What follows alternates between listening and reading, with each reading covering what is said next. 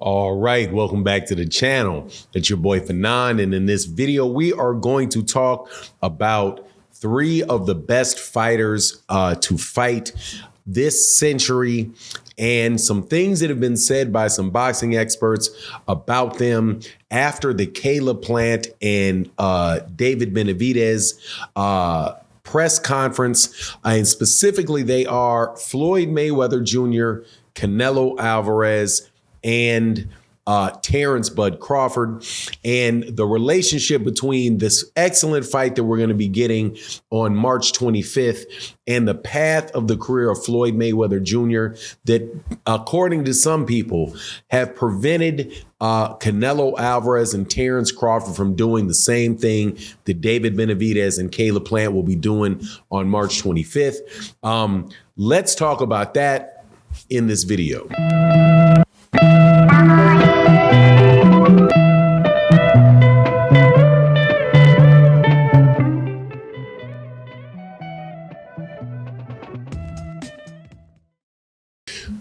All right, welcome back to the channel. It's your boy Fanon, and in this video, we're going to be talking about several things. Primarily, though, we are going to be talking about Floyd Mayweather Jr. and some things that some people have told me about Canelo Alvarez and Terence Crawford and the effect that Floyd Mayweather Jr. has had on them and has had on boxing in a negative way, and how it is, reflected in this excellent fight that we should be getting on March 25th, depending on nobody getting injured on March 25th with David Benavidez and Caleb Plant. I'm going to explain to you what the message is. However, I disagree a little bit about it. But before I get into that, let me welcome you back to the channel. If you are new to the channel, please accept my invitation to hit that subscribe button,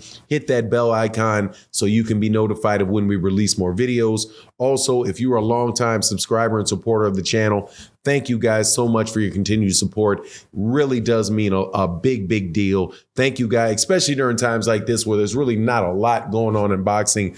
So thank you guys for continuing to sponsor the videos that we do in the super thanks. More and more people have been doing that. So thank you to guys like Matty Yole, guys to like Mr. Pragmatic, Deborah Booker, all you guys out there. If I missed one, hey man, thank you too, specifically for your support. But let's get into this, okay?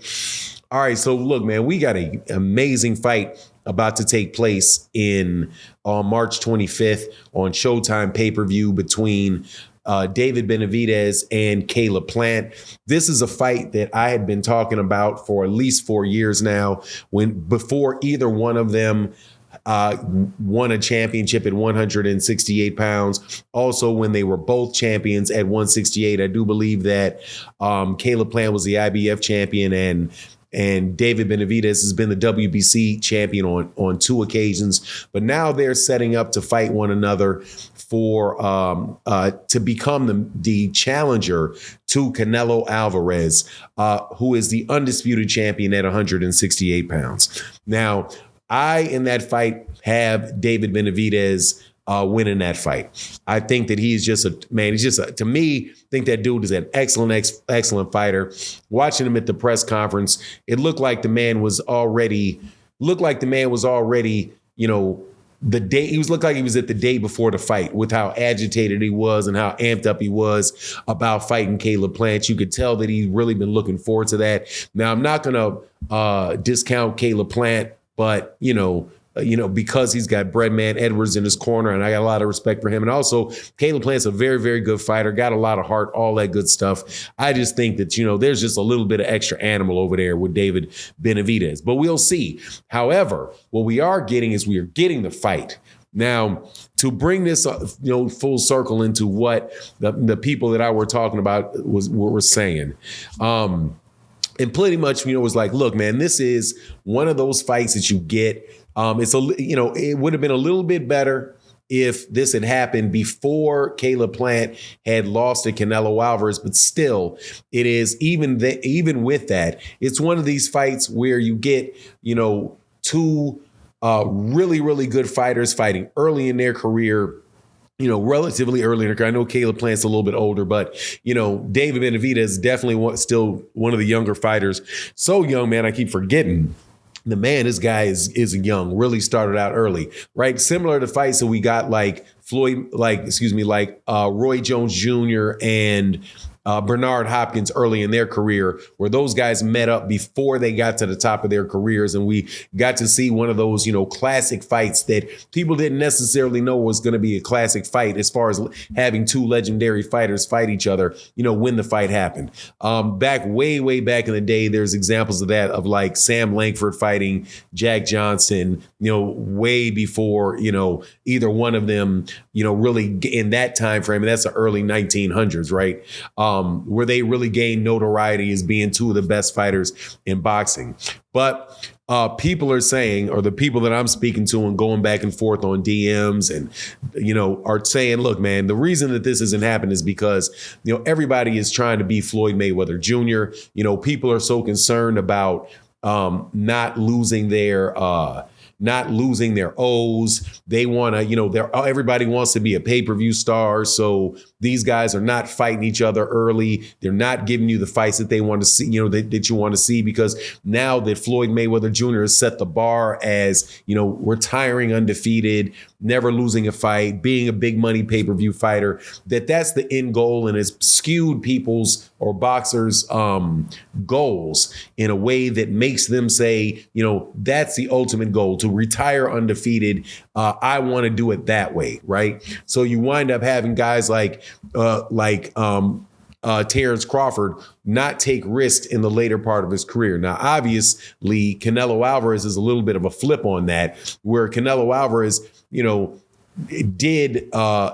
does have a loss. At this point, he has two losses, but for large periods of his career, definitely in that I think he's later in his career, definitely in that middle time of his career, he stopped fighting the guys that were in his contemporaries that really do have a chance to beat him, as was proven by Dimitri Bivol.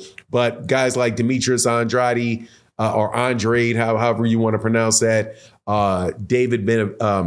Jermell Charlo, guys like that, rematching Erislandy Lara, somebody that people thought beat him, right? Now, he did, of course, have the Gennady Golovkin fights, 3 of the Gennady Golovkin fights, but still leaves a foul taste in a lot of boxing fans' mouth, because ever since, he beat Gennady Golovkin the second time, he goes on this European tour where he's making money, and he really doesn't have to really do big pay-per-views because DAZN is paying him the money. So he's just kind of rinse and repeat. Now, he ran into a guy like Dimitri Bivol that caused him problems and beat him, right? But boom, we're going to go right back to that. Now, so the idea is that, this is somehow Floyd Mayweather Jr.'s fault for the career that he had, and keeping people from, really desiring for the best to fight the best.